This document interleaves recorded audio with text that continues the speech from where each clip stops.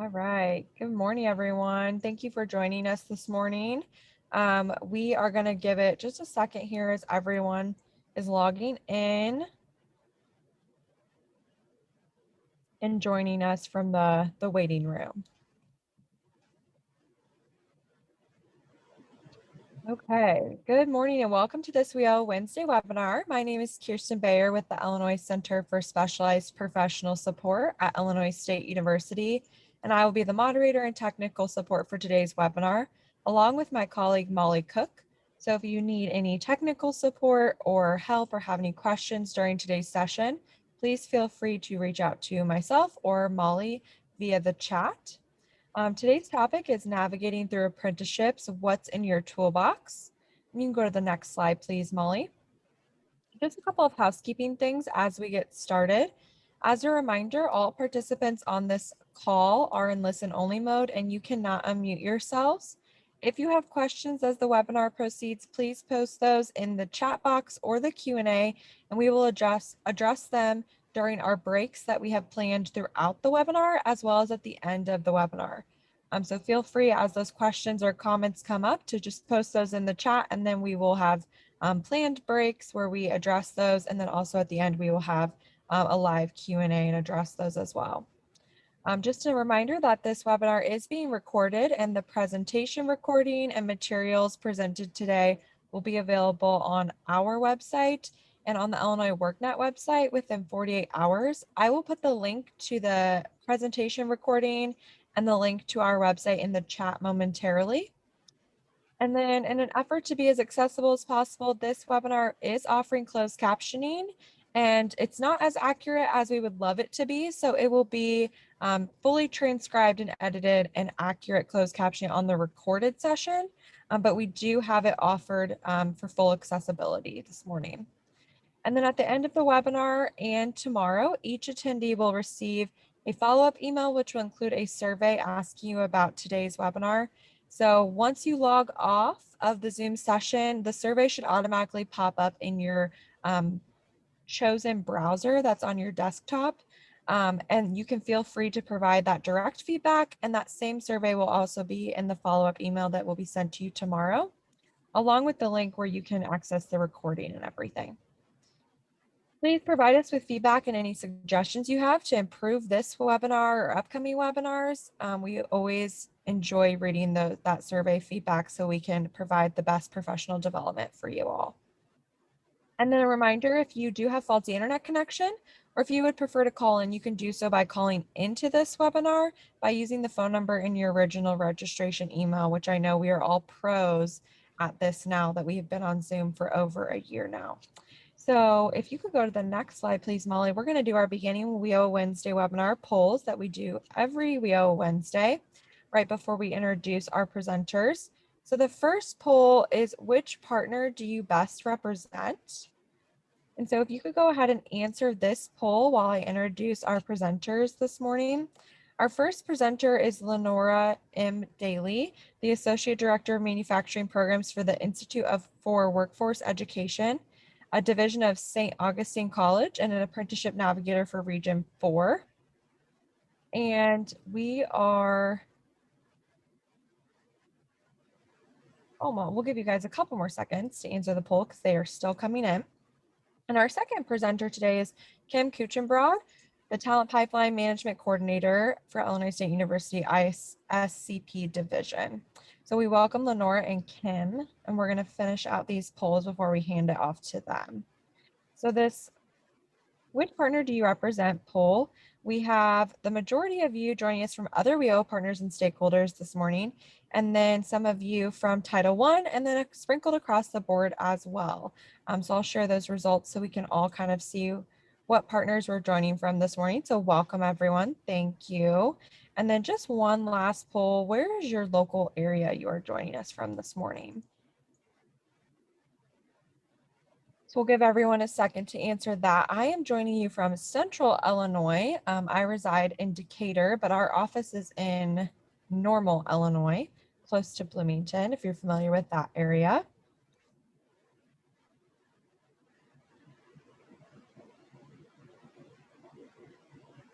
All right. So I'm going to end that poll here and share the results. Most of you are joining us from Central Illinois, so welcome to all my fellow Central Illinoisans. And then the rest of you are sprinkled across North and South as well. And we even have one person joining us statewide. So welcome everyone this morning. Thank you for joining us. And I'm going to hand it off to Lenora Daly, who's going to start us off with a poll and her presentation with Kim. Thank you so much. Lenora, the floor is yours. Thank you, Kirsten. Thank you. Welcome everybody this morning. I'm just going to go over the topics that we're going to talk today. What we're going to cover today is what is an apprenticeship? What is an apprenticeship navigator? Best practices and tools of an apprenticeship navigator, coordinated approach of a navigator role, talent pipeline strategies, business engagement, researching and mapping your region, organizing your research information, and building relationships, education, and awareness, getting to a commitment, and communicating and sharing information and barriers and challenges. Next slide. The 5 core components of a registered apprenticeship. Employers are the foundation, providing input and guidance to build the program. Apprentices receive structure on-the-job learning from an experienced mentor or trainer. Related instruction and training compiled on-the-job learning. Apprentices receive increases in wages as they gain higher skill levels. Registered apprenticeship programs result in national recognized credentials. Next slide. What is an apprenticeship? Apprenticeship is an industry-driven workforce strategy to meet employers' talent needs and to help individuals connect to a career pathway for many different occupations. It is a work-based learning model, commonly referred to as learn and earn model, where on-the-job training is combined with relevant classroom instruction.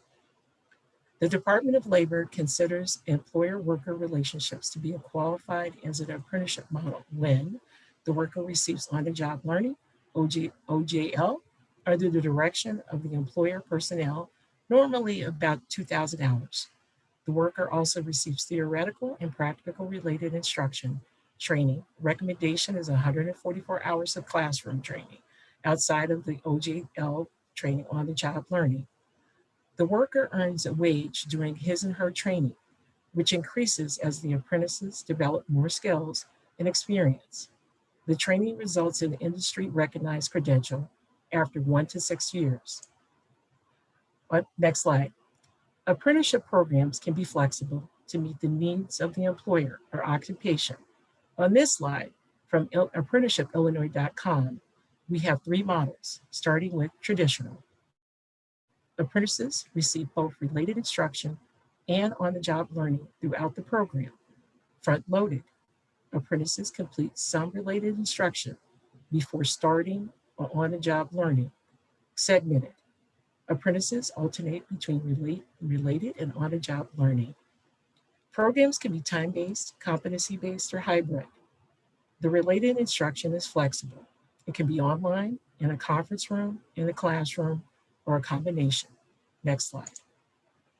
Apprenticeships is an industry-driven, high-quality career pathway where employers can develop and prepare their future workforce.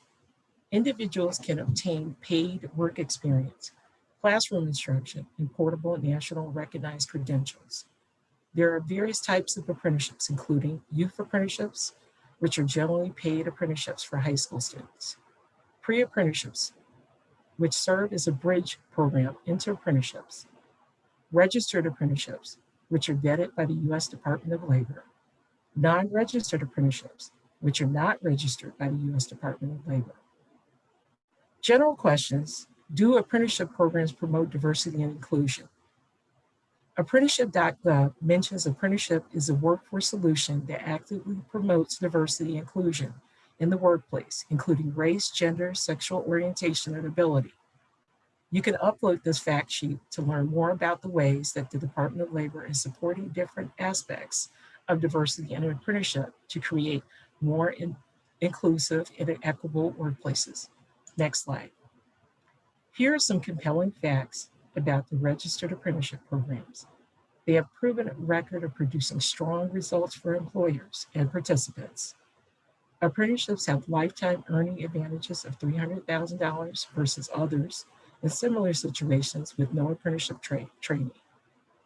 Completers earn an average of $70,000 per year.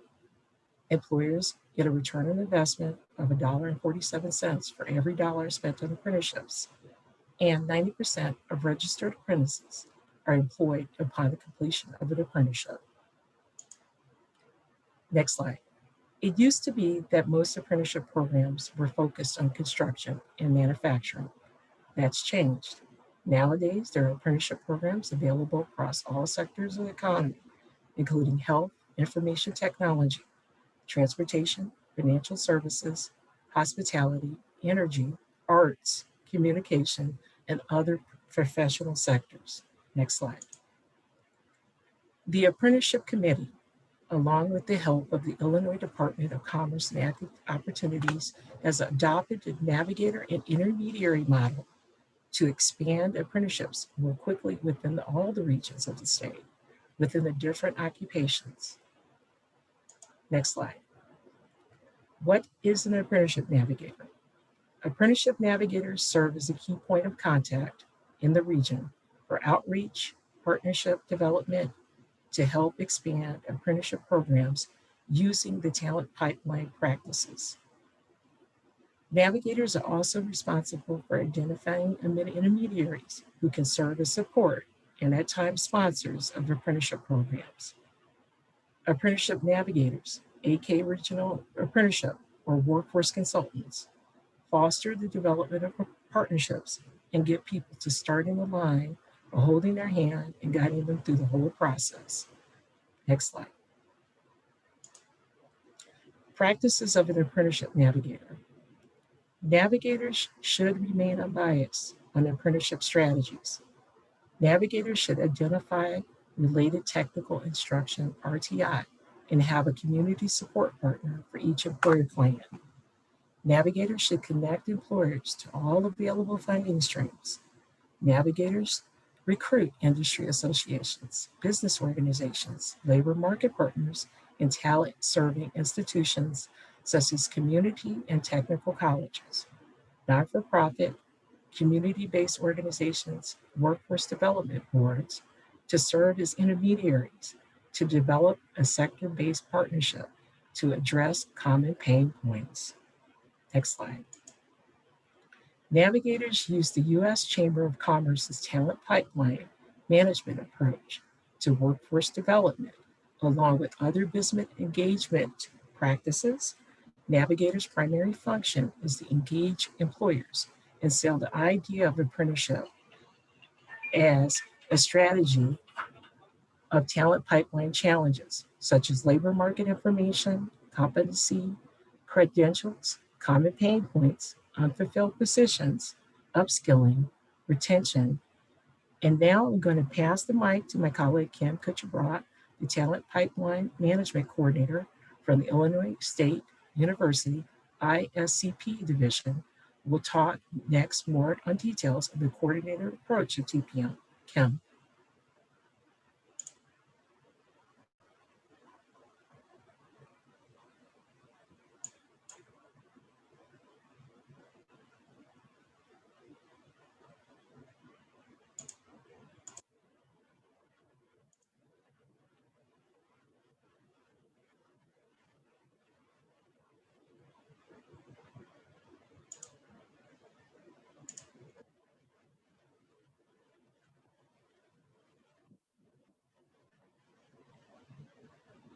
There we go. Good morning, everyone.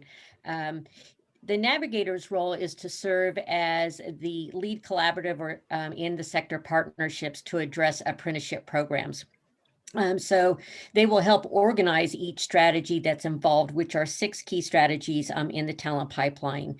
The navigators are also responsible for aggregating any of the raw data into a format that can be shared with all of the members of the sector partners, remaining confidentiality because you do have competitors sitting at the table and you want to make sure you gain their trust before they're willing to share their information about their employment needs. And of course, the navigator also will provide other resources. TPM strategy is broken down into those 6 strategies. The first 3 is communicating the demand. The navigator will organize the employer collaboratives around a particular sector, and then they're going to start in strategy 2. And when they meet with the employers, they're going to address the common pain points that they're dealing with, which is usually upskilling, unfilled positions, and retention. In strategy 3, the employers are going to communicate the competencies and the credential requirements that they're looking for in those positions. And this directly impacts the apprenticeship training programs, OJT training programs, as well as any advancement training programs. This information is also shared with our local training providers so they can understand if they have the capacity and they and can meet the requirements of the employer's competencies. In strategies 4, 5, and 6, they're looking at managing the talent supply chain. In strategy 4, we start to analyze where the employers are finding their talent pools. And with the navigators setting up and helping with the apprenticeship training programs, they are able to identify underserved or underrepresented pools of talent that the employers had not looked at in the past. Strategy 5 is looking at building a complete supply chain from the elementary schools all the way up into retention, especially at that junior high and high school level when you can start to develop some career awareness activities and youth apprenticeships.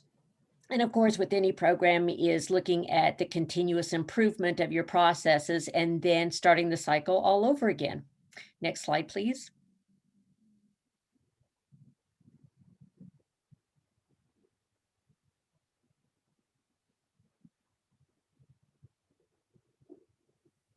As I mentioned in strategy 5, when you're mapping the value stream, we start down clear in the early stages of elementary education. And those are some small pockets of activities that the school districts and the employers can engage in to start just planting the seed with the individuals. So the educators or the training providers are considered the supplier role. And as you can see from the left side, as we progress through the TPM strategies, the supplier role diminishes, why the employer role increases over time.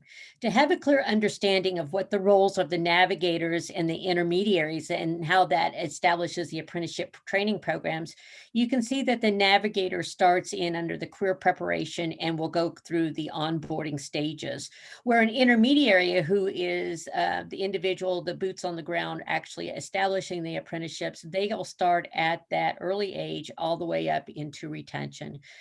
Collectively, these two together designs the apprenticeship training programs establishments in Illinois. Next slide, please. As I mentioned earlier, when you're starting to develop your partnerships, you have to have some before you start to develop those partnerships, you need to do a little bit of research of the sector partnerships and the needs that are in your area. For example, you're going to do a little building the relationships, and you can build these through your chambers of commerce or associations because they already have the members there. You can reach out and make presentations to them. And you also are wanting to get the commitment from the employers to engage in this process collectively, because one company cannot address all of their needs by themselves. But as a whole, they can brand it and they have a stronger voice as they move through apprenticeship training and TPM. So what some of the tools and methods do the navigators utilize? Well, again, they're building the relationships, they're selling the product. Navigators or anyone working in apprenticeships, you do have to have a little bit of experience and background of selling the product, and the product being the apprenticeship training programs. And what are the benefits that the employer can receive, from increased retention rates to reduction of the turnover to receiving tax credits for participating in the training programs. And of course, supporting any implementation phases of the apprenticeship training programs. Next slide. Before you really get started, you need to know where your local area is and where it's at. So you can see on this particular map, this outlines all of the LWIAs located in Illinois, and each of these LWIAs are then divided into economic development regions. So this is just a quick overview. You can see, kind of identify where your county is and know your LWIA, because when you're going to end up working with your LWIA as a key partner in developing apprenticeships, and many of them may act as an intermediary to help you establish those. Next slide. This is just an example that Lenora uses. You know, she's in the Northeast Economic Development Region. So you can see on the slides here that these are the counties she's covering. She knows the population she's dealing with, and then knowing the EDR populations within each county as well. So in her EDR region, you can also identify all of the LWIAs that she has as support services to navigate through this process. Next slide.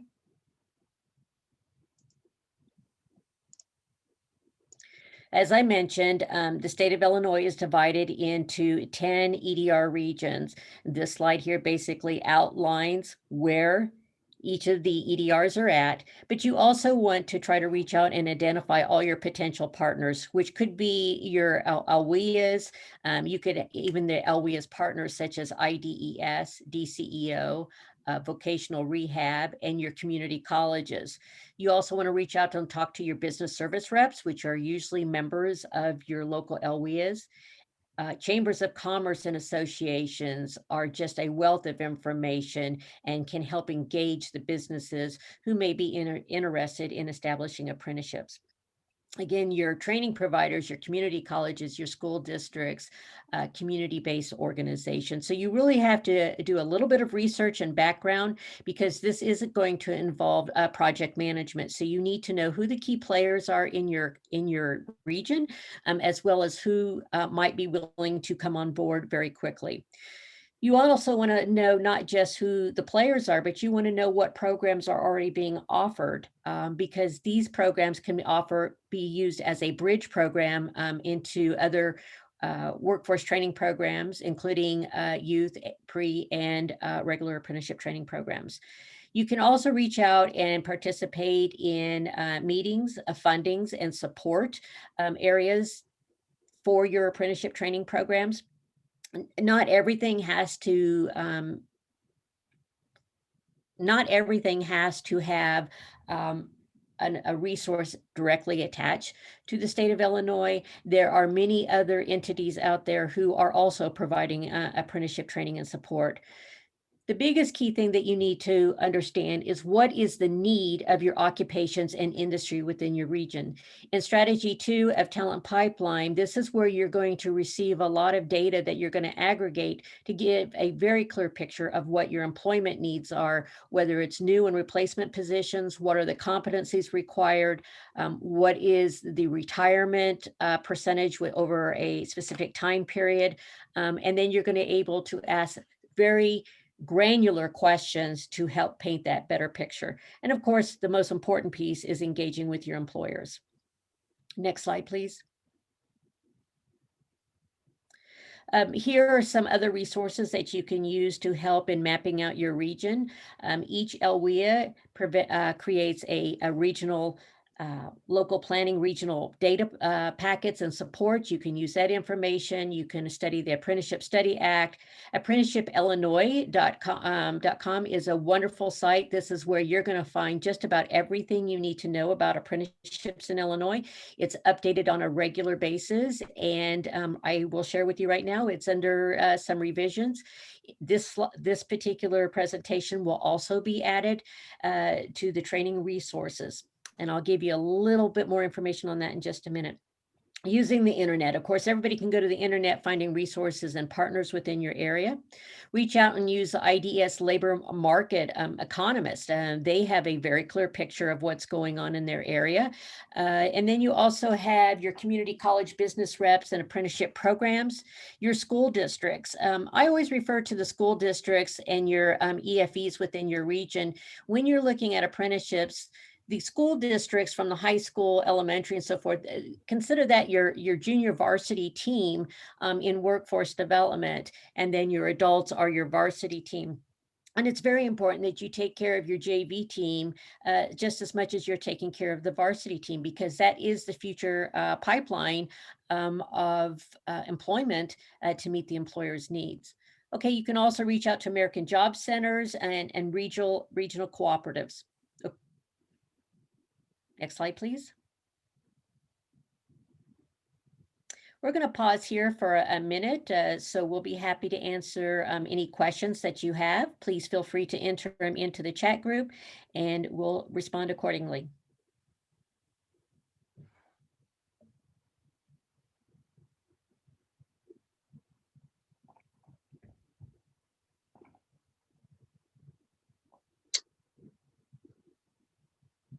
Hi, Sherry. This is Lenora Daly.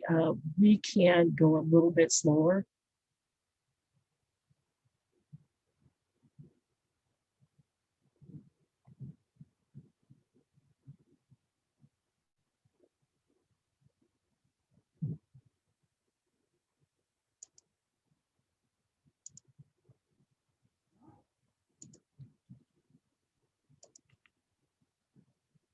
We're going to move a little bit slower for Sherry far as the presentation this morning.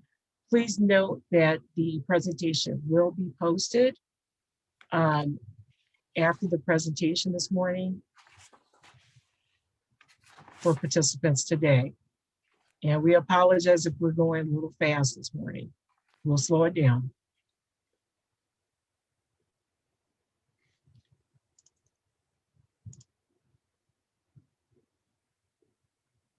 Yep.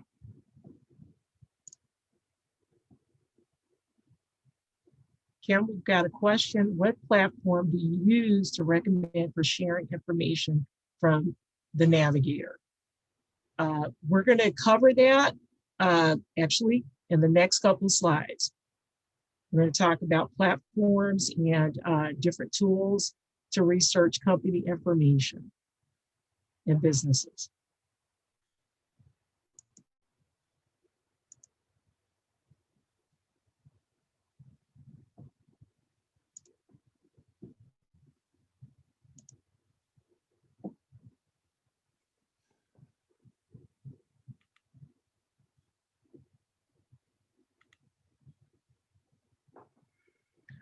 Recommend people go grab a cup of coffee as we're waiting for everyone to add questions to the chat this morning in Zoom.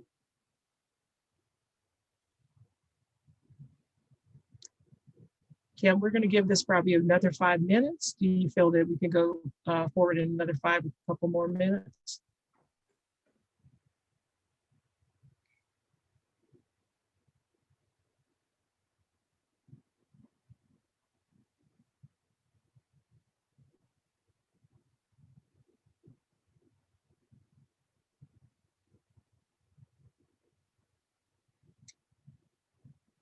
We're going to give it a couple more minutes, and we're going to go ahead and forward with the presentation this morning.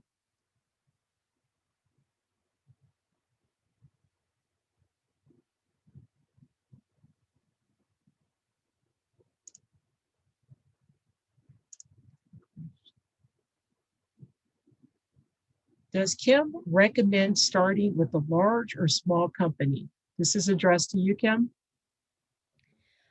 I don't think it really matters. When you're trying to work with apprenticeships and you're new to this, I would probably say a small one.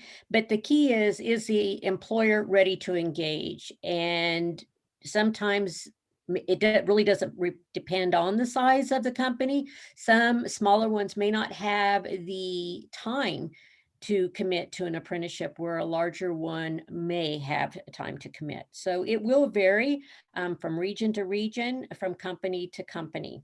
However, if you're going to put together a collaborative together with several like industries, we'll just pick on healthcare, for example.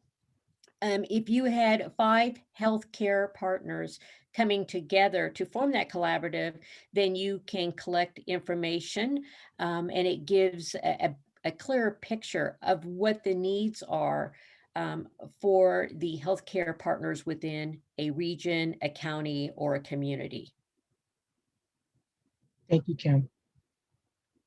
So if we have any more questions, we've got one question coming up here, and this is from Catherine McDaniels. And with current climate, companies dealing with COVID and restrictions, do you find that businesses are open to engage this program, especially since many businesses are hiring employees who are already need training to come up to par? To answer this question, during COVID, we had a lot more business engagement for apprenticeship programs, especially with key fields in manufacturing, IT, cybersecurity was a big one for apprenticeship programs. And a lot of companies were willing to upskill and also hire new hires for these programs. We have another question for Toya. Kim, what tools would you recommend for educational institutions to be successful in launching apprenticeships? And I'm going to give that one to Kim. That's a unique. Yeah, that's a very unique one. Yes. The education partners are playing a completely different role. Looking at it from the TPM lens, the education providers really needs to know what the employment demands are within that region. For example, if the navigator is collecting that granular data, they're going to aggregate it and put it back out into the public and provide that to your educational training providers, so they can either extend programs, build new programs, offer incumbent worker training programs. But that information is hard to collect by an education partner. So I would rely on your navigator or your chambers of commerce who may be collecting that information and asking them to share it with you. Thanks, Kim. Let's see. Kathy, good morning. We're happy to assist. This is from Elgin Community College. They're an intermediary for Region 4, and they just launched several apprenticeship programs in their local area. Thanks, Kathy. We're going to give it 1 more minute, and then we're going to move to the next slide.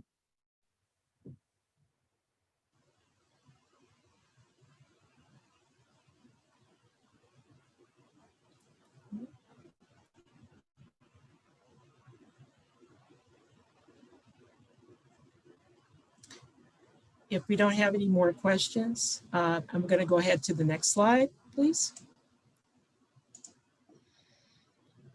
We're going to talk about tools used to research employers. The top tools to research employers that we currently use as navigators right now, we have Google Maps, Earth, Illinois Virtual Labor Market, which Tim talked a little bit for TPM. The Illinois Help Wanted Online is a great online tool to research your region and also the county that you live in. Indeed.com, employer websites, Glassdoor, manufacturing news for industry. Next slide.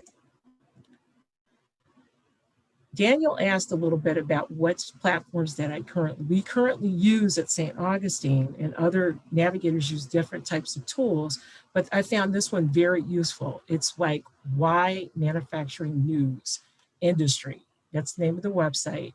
It gives you the name of the business, address, contact person for the business, phone numbers, emails, NICS codes, the number of employees, and sometimes it gives you actual contact website for HR, plant managers, CEOs.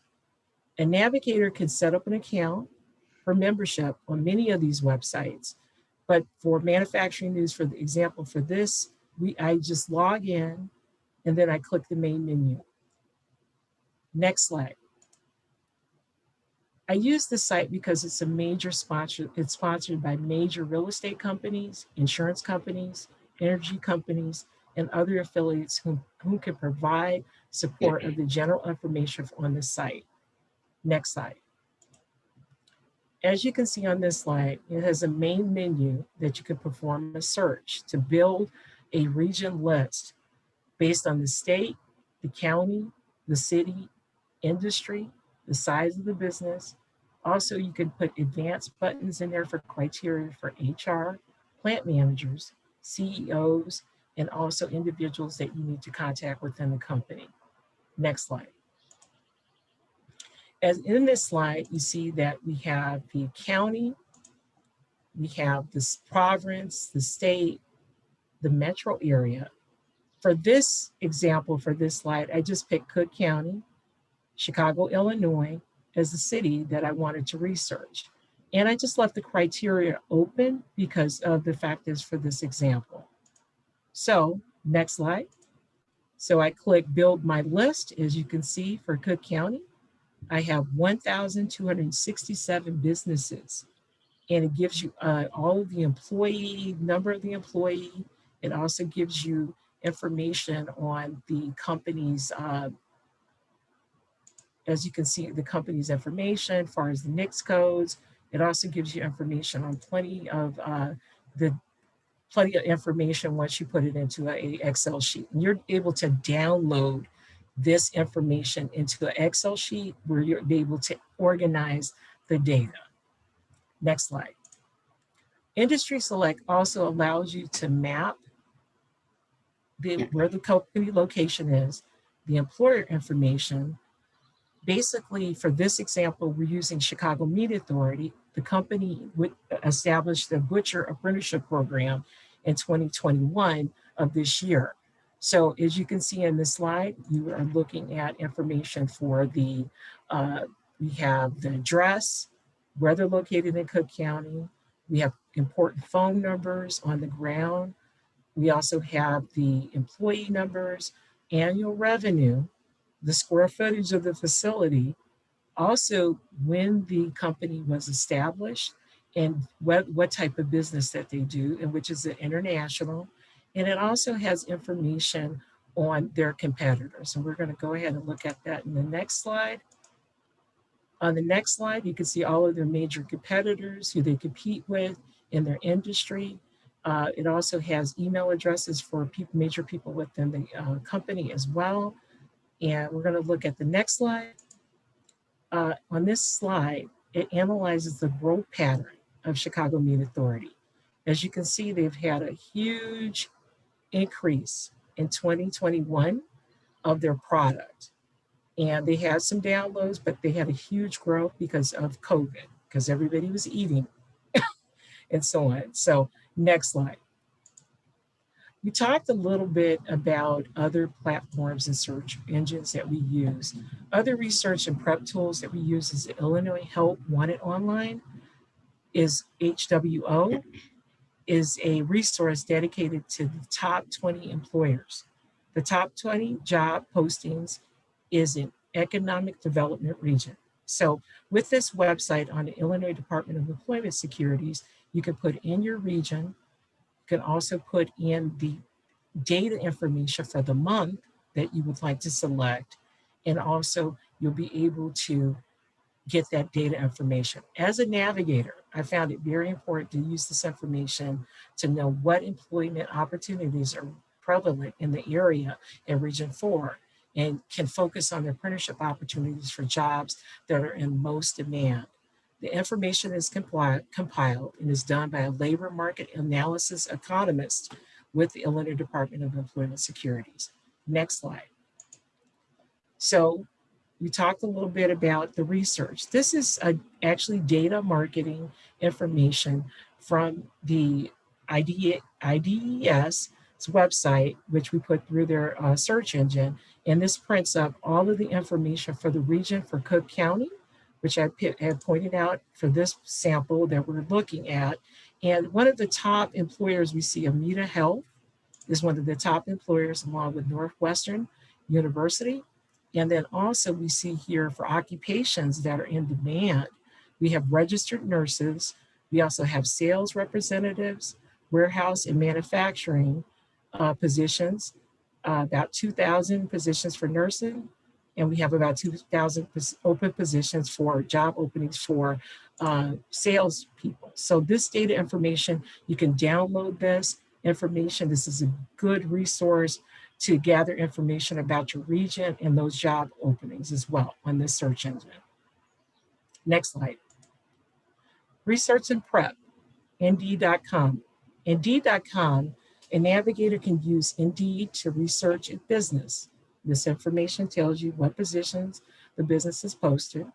A navigator can also look at the posting to see if there are talent pipeline management issues, such as the business is having an unrealistic job posting or seeking skills that can be built after hiring. A navigator can compare salaries of other businesses to see if the money might be the cause for unfulfilled positions. A navigator can see how long positions have been posted on Indeed. This information is used to talk about return on investment that apprenticeship programs that can create. So this is a good prep tool to do some research in your local region on employers. And I use the search engine quite a bit. Next slide.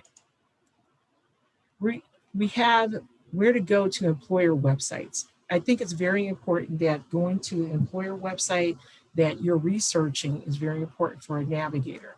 You look at the company's mission statement, vision statement, you look around their site, you look at the company's job openings, you focus on what their needs are, especially for the industry, for manufacturing, for this particular example, chemicals. Subsidiary of another company, we find that some companies have logistics companies, they have manufacturing, or they have different divisions that they're all subsidized under a major company. And we also have partner listed, we have perceived savvy technology indicator, things in that capacity. And we talked about employment opportunities. Next slide. For this example, we have Chicago Meat Authority. Chicago Meat Authority wanted to establish apprenticeship programs for their butchers. And so on this website, I did some exploration and sort of dug around with what the company needs were and the positions that they were hiring for my research. As you can see here, we have a hiring page that I pulled information off of. Next slide. Organizing your information.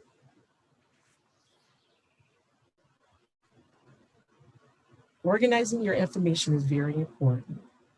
Basically, with this information is that spreadsheets, you need to take the time to build those, to be able to add your notes and things in that capacity. I think it's very important as a navigator to be able to create spreadsheets, add your notes, point of contacts, meeting with employers, and callbacks. Those are very important. And it's hard to remember everything. And that's one of the things that is very hard with being a navigator. And I would like to point that out. Also, you can build your research to help you paint the big picture of where the company wants to go with their apprenticeship. And it's very important to share this information. Now I'm going to pass the mic over to Kim.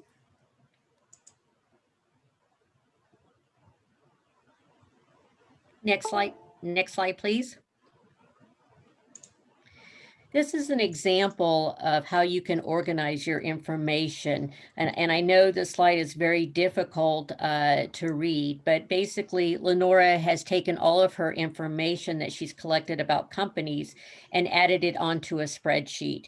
That way she can track the progress that she's making in connecting with those employers, and what apprenticeships they are interested in. As a navigator is required to submit a contact list and a quarterly report listing out all the employers that she's engaged with. And this is just one way to demonstrate this information. Next slide, please. As we've stated, previously, it is extremely important to build your relationships with not only your training partners, but with your employers. And it has to flow both ways between you and the employer and the training provider. And it's one continuous cycle of building those relationships, as well as branching out into other supportive services. So as a navigator, you're wanting to meet everyone, you're trying to visit the different places and learning about everything. A navigator is a walking encyclopedia of all of the information that is going on in workforce development, especially from the employer's needs within a particular region.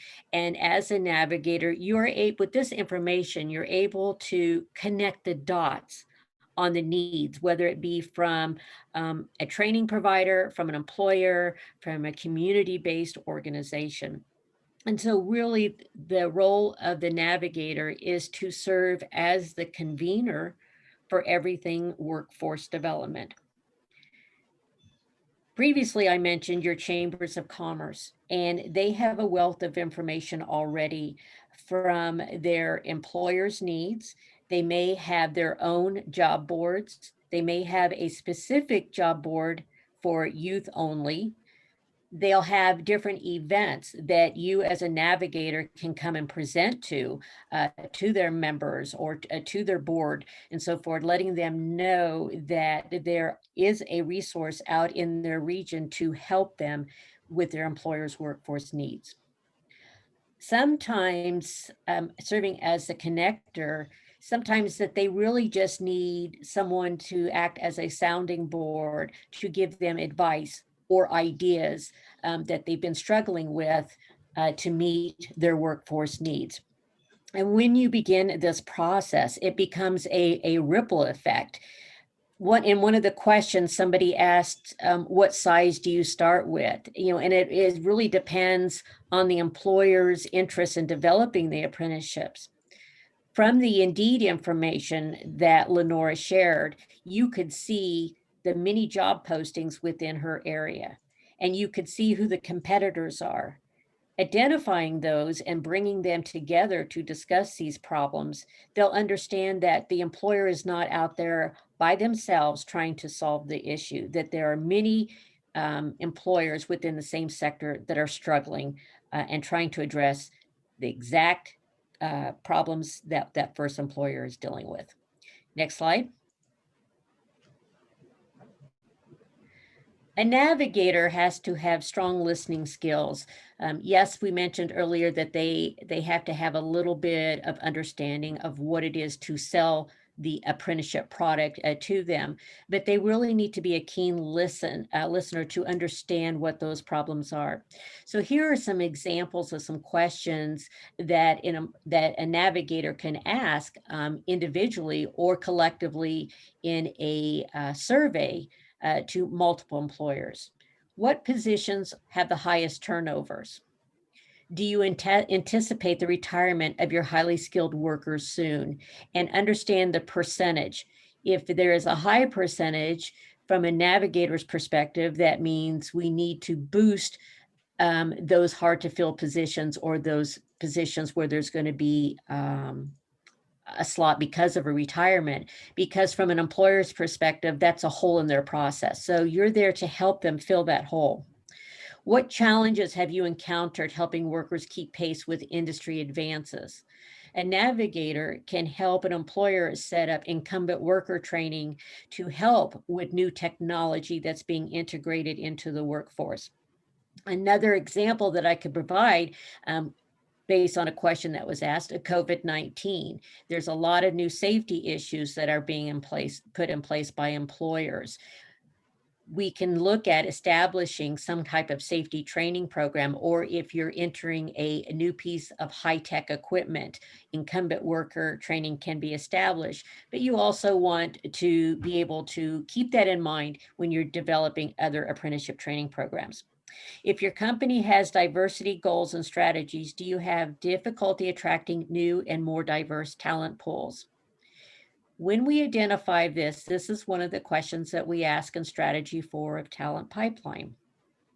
Many times employers, when they're dealing and addressing their DEI, have a tendency to overlook underrepresented talent pools. Some of it for really no known reason. Many of it is they just never thought that that particular group would meet their needs. For example, if you have someone who has a disability, that disability is not just a mental or a physical, it could be a medical disability. And through our sister partnerships with vocational rehab services, they can help with the training needs, including apprenticeships, as well as providing equipment so that the employer can adjust the workstations to meet the needs of that individual. You also are going to ask, how are you currently addressing these challenges? Sometimes you'll find out that they are not addressing these challenges because they don't either have the time or the know-how, and the Navigator can assist in this area. We also want to know what solutions have been most successful for them versus those who have not. And that way we can help them develop a continuous improvement process to help analyze what's working for them and what's not working for them. Next slide. Again, here is just another list of questions discovery questions that a navigator can ask of an employer. These two can be put into a survey or asked one-on-one with a general manager or an HR representative. I'm not going to read these to you, but you can see that these are important questions that we need to ask because we can identify some of the common pain points they're dealing with or gaps in their processes. Next slide, please. When you are working with the employer, as I said earlier, you really are listening. And the big question is, what do you need? And how do you make your employment figures grow? You're going to also dive in to find out what is the root causes that an employer needs an RN. Maybe it's the work environment that those individuals are in. Maybe it's too stressful of an environment. Maybe it's an unsafe environment. There are so many different areas that can cause turnover with an employer. Maybe it's the lack of recognition, the salary ranges, the benefits, and you're really going to look at that to see how that employer is not keeping up with their own competition.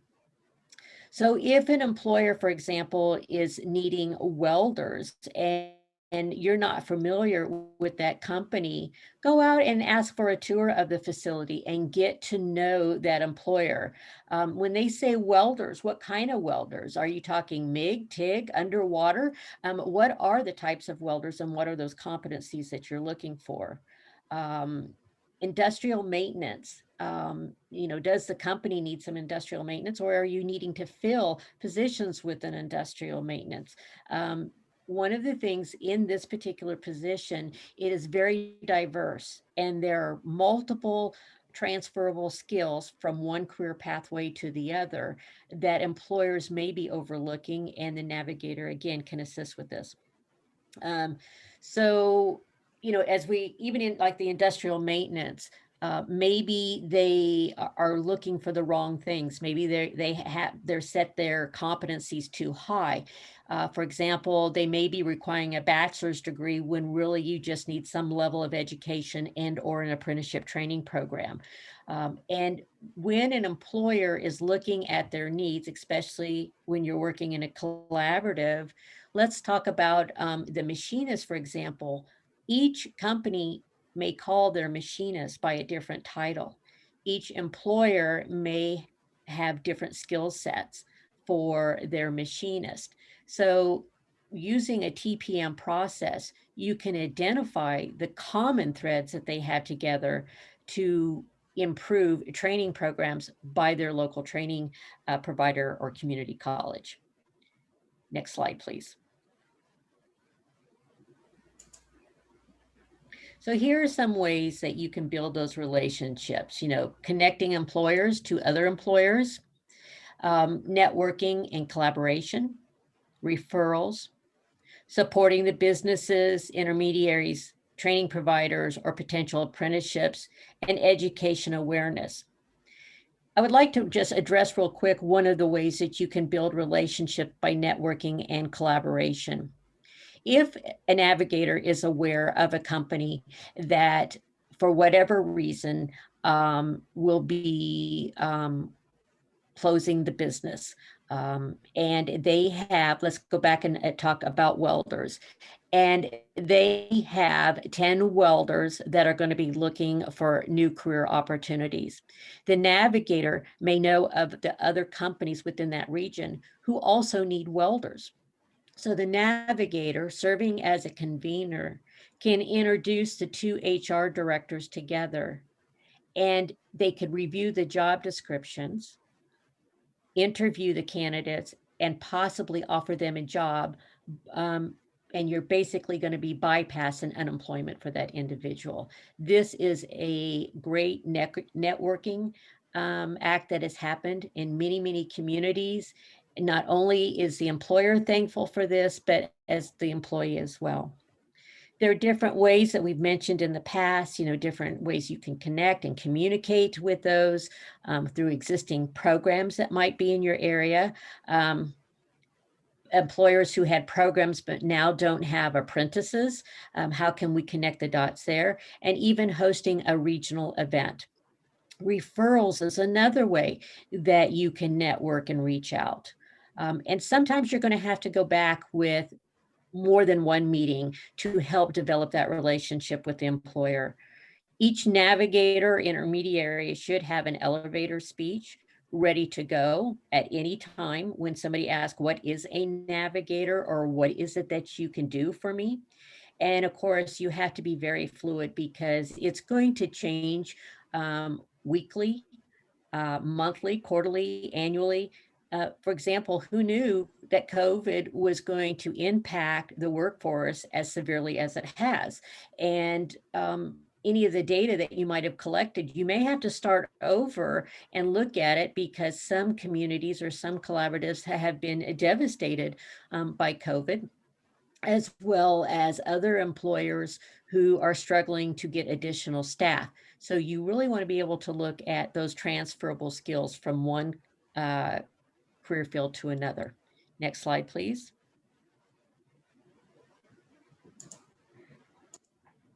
This is just kind of recapping what we've said. If you know the landscape of your region, you'll know whom you could connect with very quickly, whether it be the employer or the training provider or any existing intermediaries. You will be able to create a chance for like employers in similar industries to share what's going on that is industry specific. And you can also identify some of the best practices that are in the area that the employers can share with each other. You're going to connect with all of your partners that are out there, and you're going to continue that contact check-in with the businesses, and that will only strengthen and build trust within your network. Next slide, please. Thank you, Kim. So let's take 10 to 15 minutes for the Q&A session. Let's grab a cup of coffee, and I'd like to ask everyone to please add their questions to the chat function in Zoom, please. Thank you.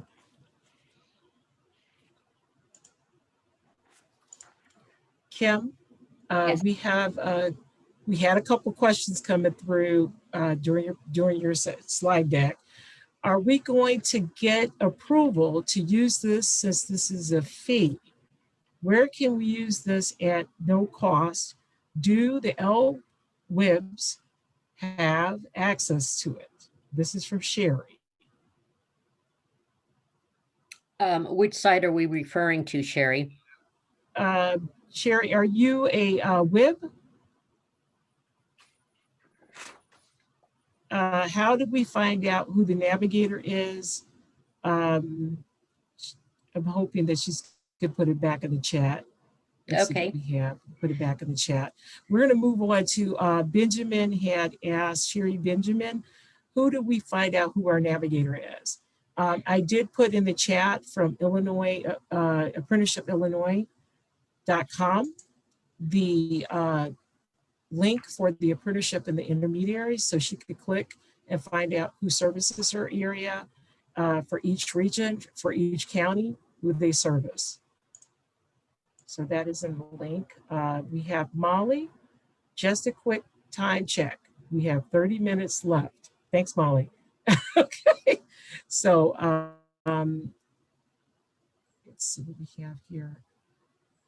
Okay, we have a question about Industry Select. Industry Select may not be for everyone.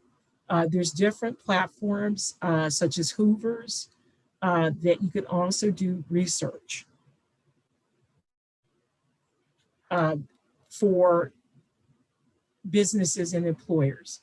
So all of these platforms are their membership, Amber memberships that you have to pay for, but you do have some free services out there that you can tap into beside Industry Select. Industry Select is just something that St. Augustine uses for business research for our different regions within EDR4. So we cover 10 counties.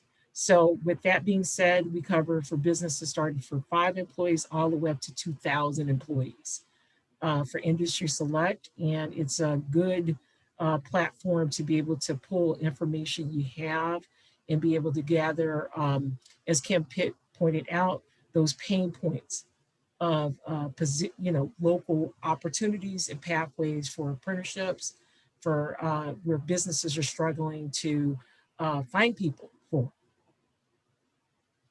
I hope I answered that question. Sherry just got back there. So I'm going to go back to Sherry's question is, where can you use this at no cost? Do the WIBs have access to this? So maybe I think she's probably trying to say that can LWIA be a navigator? Yes, an LWIA can be a navigator, and they would be a wonderful navigator because they already have business service teams who are out there performing some of these meetings with employers and gathering that information. A navigator can be an association, it can be an LWIA, it can be an EDC. So really, it is open. Thanks. We have about 5 minutes. If folks can put their questions in the chat. If we have no more questions in the next couple of minutes, we're going to move on in our presentation this morning.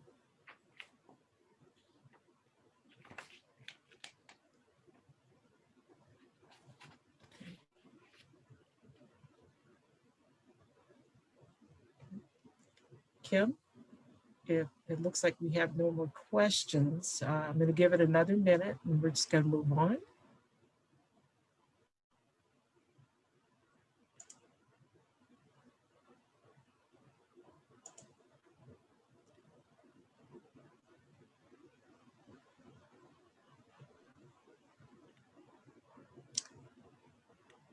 If I can ask us to move to the next slide, we have no more questions in the chat. Next slide, please. Building relationships with intermediaries. They support existing and help establish. We support, as a navigator, we support intermediaries. A navigator needs the help of intermediaries to grow apprenticeships.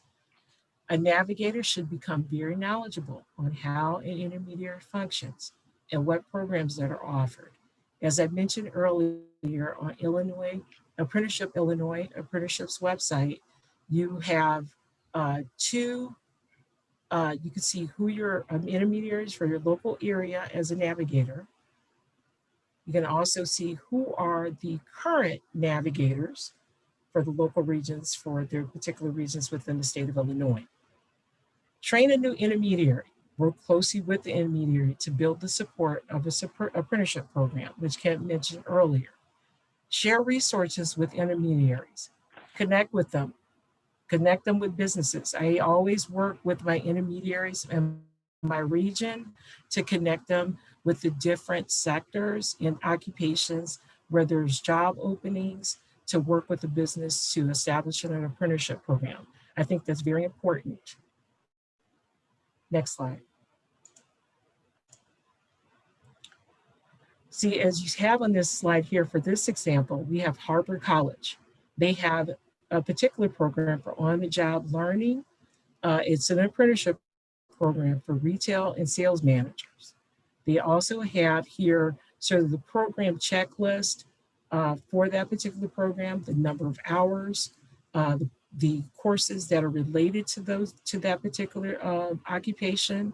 Also, they have another program for hospitality and retail associate, which is another apprenticeship program, which is on-the-job learning education online tool. So remember that apprenticeships can be delivered online, in a conference room, and also in the classroom. Next slide. This is a pretty big document. So again, we're going to be sending out the PowerPoint so you can kind of take a look at this. So these are side by side, these particular checklists that they have from Harper College, also indicating what are some of the skill competencies for, we have our salesperson and our retail manager positions, and our hospitality and retail associate apprenticeship programs. Next slide. Building relationships, events, hosting and attending events. Events are good tools to educate on apprenticeships and network. Some of the types of events are job fairs, community resource fairs, Chamber of Commerce events, events that you host to educate on apprenticeship. Next slide. We talked a little bit about COVID, pre-COVID and during COVID. Connecting with employers and networking. Before COVID, attending local Chamber of Commerce events led to extreme valuable contacts and networking. This networking led to referrals from chambers, as Kim mentioned earlier, and also from our intermediaries. Since COVID, chamber events have been through Zoom. This has led to a lot more opportunities. During COVID, we were able to connect. People were working a little bit longer to connect with. We were able to have early morning meetings and be able to really get some information working with employers to answer those crucial questions about where you're struggling to find workers. What are your critical points where they need certain skills? So you're able to ask those questions and they're able to answer them and give that information through COVID. Since COVID, some apprenticeships have shifted to on-the-job learning portions of apprenticeship, and they plan to backload the relating training once the community colleges are back on for vocational training. So meaning is that some companies work directly with community colleges through their apprenticeship programs, but in some cases they have practicums and they have in-classroom learning, which they've kind of reverted and pivoted online. A navigator can build relationships with businesses by helping businesses become familiar with and using the WorkNet new virtual job fair site. So through your local WIBs, I noticed that they have a lot of postings for job fairs, which are on IllinoisWorkNet.com.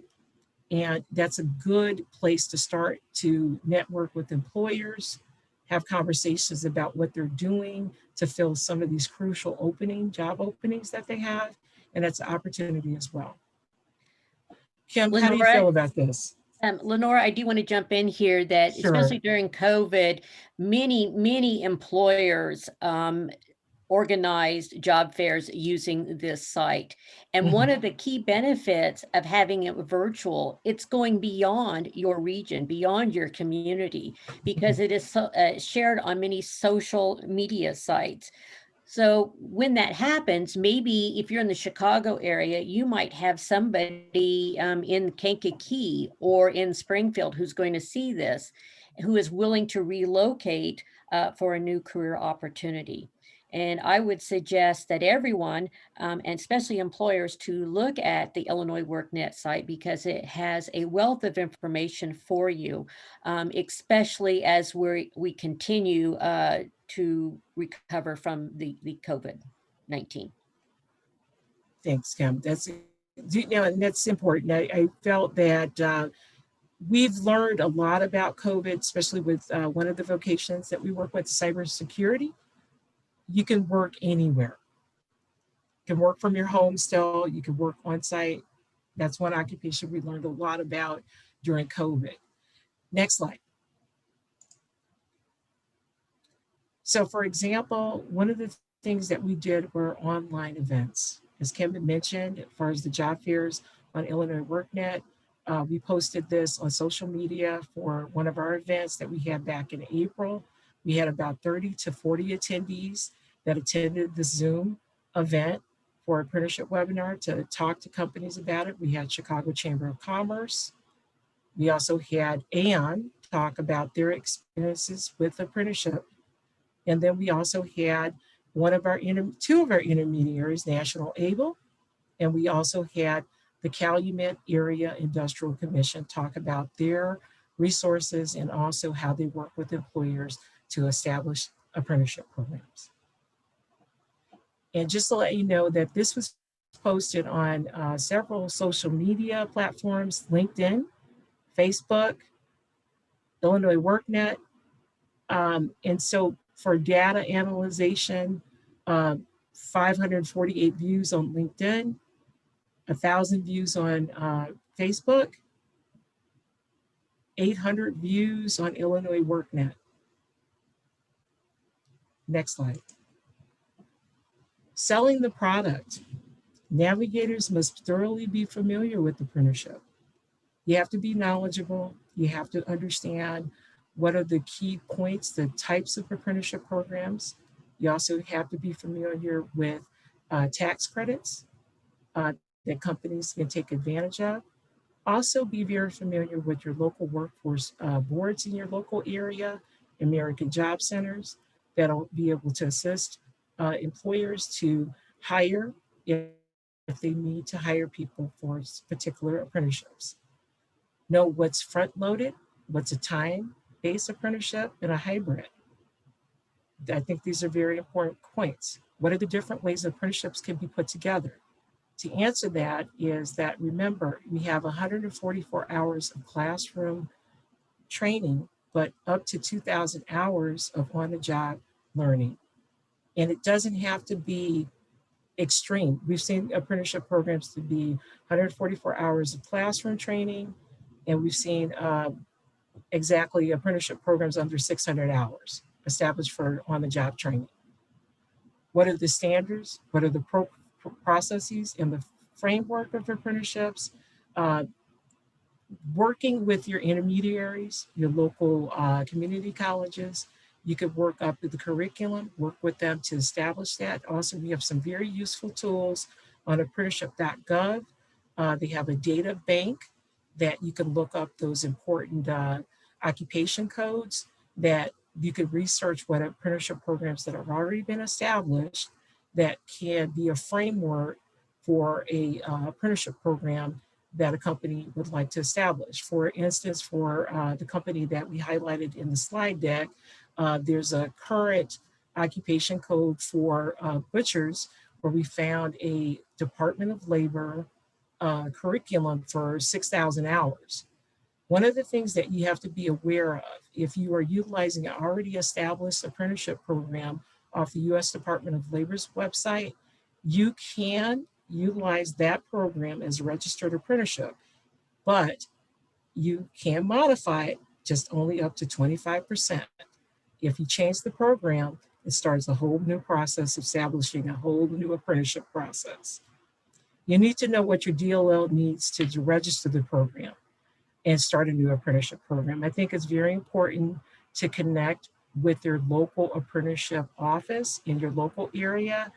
And we have two representatives for the Chicago area that's very, very helpful with our team here, but they're throughout the state of Illinois that can help you with your apprenticeship process. They actually help you to speed up the process. Your representatives from the office understand the misconceptions that most businesses have apprenticeship programs. They think it's hard. It's not. I think that as a navigator, you're there to make the process seamless. And the thing is that our job is never finished. I think the thing is that making sure that they have the right connections to the right people, such as your apprenticeship offices, intermediaries, local colleges, organizations that can help them along the way, apprenticeships can be successful. And you just can't hand the framework is very important. Kim, you can agree with me. Just don't give it to the employer and say, fill out this paperwork. It's not going to work. It's not going to work. Absolutely. And navigators are very crucial to working with them on that point. Next slide. Establishing marketing tools. I think that utilizing compelling marketing material. This flyer was put together by St. Augustine, but we also got authorization from DCEO to go ahead and utilize this flyer using some of the information that we worked with off of the U.S. Department of Labor's website, making sure employers have this information, highlighting the benefits of apprenticeship, what it takes to establish an apprenticeship with my contact information. Next slide. Getting the commitment. Do you ever get commitment? One of the things about apprenticeship navigators, we build the relationships with the employers. We listen. After the action, we follow up on action. We make sure that employers don't get discouraged. We make sure that we are encouraging to them. We add multiple touches. We may start with baby steps, which I'm going to be honest with you, as a navigator, you are their guide. You're also their concierge to working with them to make sure that they get the key steps in their apprenticeship. Employers respond to other employers, as Kim mentioned earlier in the MD slide deck. Also show what other employers have done, connect them, whether local or nationally. Each region is different. And Kim, you got to agree, each region is different throughout Illinois with their job needs, especially for the occupations that are needed. Sometimes you may need to walk away. With some employers, you as a navigator, you have contact, you call, email, you meet with them, do plant tours, but sometimes they just don't pull the trigger on their apprenticeship programs. But you always kind of plant the seed and you let it grow, and you always keep touch base with them. Next slide. Communicating and sharing. Kim had mentioned that earlier in the slide deck, and I just want to kind of reinforce that. Why communicate and why share information, and with whom? Navigators help navigators. We consider ourselves, as my son that plays baseball, we're the clan. So we kind of come together and we share ideas. Navigators have other business representatives. Navigators have other partners. Navigators get the random request. So sometimes we get requests even from different community partners, chambers, often business partners and manufacturers throughout the whole process. And we sort of follow up with that. Next slide. Barriers and challenges. I would probably describe, and Kim, you could probably say, this is the long game, with apprenticeship. We may have a coalition willing, then we have a corporation that may kill it. So meaning in that term is we have a company that's willing to establish an apprenticeship, you get them all the way to the front line, and then their corporate offices, which they're probably not located regionally, may say no. But we planted the seed. Navigators, again, we give them multiple touches. No problem is the same. Helping employers think outside the box. Apprenticeships I found, and we mentioned earlier, was that an employer may list an occupation such as industrial maintenance, as Kim mentioned earlier, but there need may be something different after you go in and do an analysis of their processes. And that can be done through checklists. What does this person actually do for their job? So it could be an industrial maintenance person. Is it for a building? Are we looking for an industrial maintenance tech that's going to be repairing equipment or manufacturing equipment? Or are we looking for just an industrial maintenance person that could take care of the building? And we're, as a navigator, we're here to change mindsets about apprenticeships. It's not hard. We're here to help as navigators to make the process seamless. Next slide. On this slide, we have resources outside your region. We have workforcegps.org. It is a community of apprenticeship community, apprenticeship state expansion grants community. I highly recommend that navigators that are coming into this program register on this site, because you get opportunities to get newsletters, trends that are happening, like how to adapt in a rapidly changing economy. There's webinars.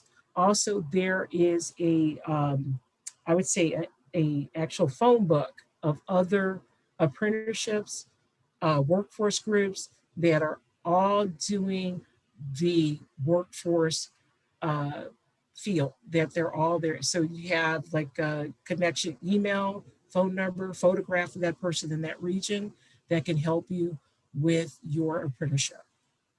Next slide. Where to find these courses, and we also have tools on apprenticeshipillinois.com, which is very resourceful. You can go on the website and you could click like this various tools that you have here. You can get handouts, fact sheets. We could do apprenticeship professional development. You can get all of that information on apprenticeshipillinois.com. Next slide. Lenora, if I could jump in for Sure. a second. Apprenticeship Illinois is the tagline. And if you're out researching anything with apprenticeships in Illinois, just hashtag Apprenticeship Illinois, and you'll find a lot of information. This particular website that we have is undergoing a new look. And that's not going to be revealed until probably the fourth quarter of this year. So keep an eye on it. But anything that you need to know regarding Apprenticeship Illinois, you will find on this site. Got it. Great. Let's see where we're at here. If you could go, we're on the next slide.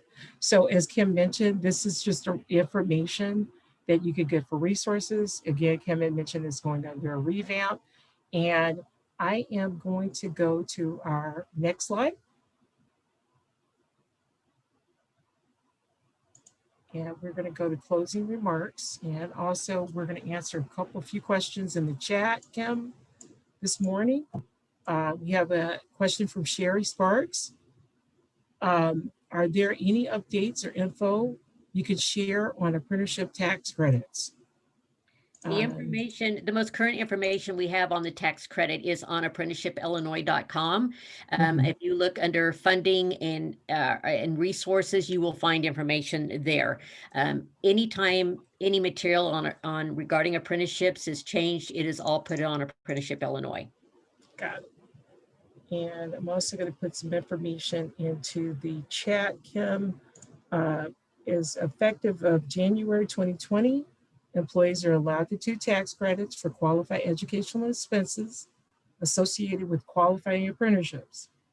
Employers may receive up to $3,500 per apprentice against the taxes imposed by the section. We're doing IRS language. And also, we had mentioned earlier, Kim had mentioned for diverse apprentices in underserved areas, the employer can receive an additional $1,500 on top of the $3,500 for the apprentices if they are in an apprenticeship program.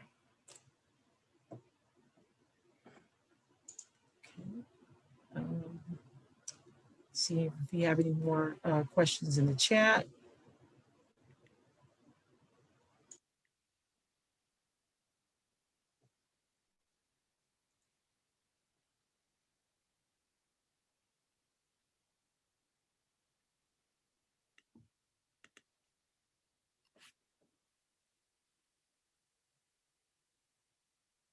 If we don't have any more questions in the chat, I think that I would like to thank everyone for attending today's webinar.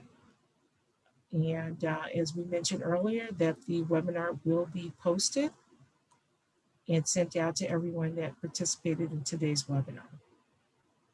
Yeah, thank you so much much for attending the webinar. I have a survey I'm going to put in the chat right now. You're free to fill this out now while everything's fresh, or you can wait. You will receive a follow-up email with the survey as well. So thank you everyone so much. I hope everyone has a great day. Thank you, Molly. Thanks. Have a good day. You too. Thanks, Molly. Bye. Bye.